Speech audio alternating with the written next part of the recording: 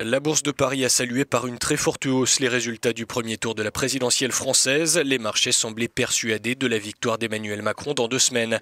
Le CAC 40 décollait à la mi-journée de 4,5% pour atteindre son plus haut niveau depuis la crise de 2008. Dans le même temps, la dette française se détendait nettement sur le marché obligataire. Le verdict des urnes a parlé et qu'il est plutôt rassurant puisque nous avons en première place un candidat, Emmanuel Macron, qui est un candidat ouvertement pro-européen et ouvertement pro-business, puisque dans sa campagne, il avait donné un certain nombre de mesures visant à faciliter la vie des entreprises. C'est cela qui est salué par les marchés aujourd'hui. Les bourses européennes évoluaient ce lundi dans le sillage du CAC 40. À Milan, Madrid et Francfort ont dépassé les 3%, tandis que la place londonienne gagnait presque 2%.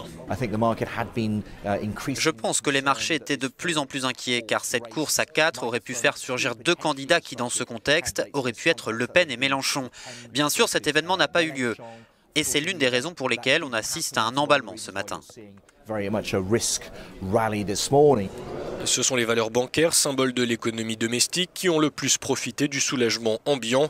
Côté devise, l'euro grimpait à près d'1,09 $.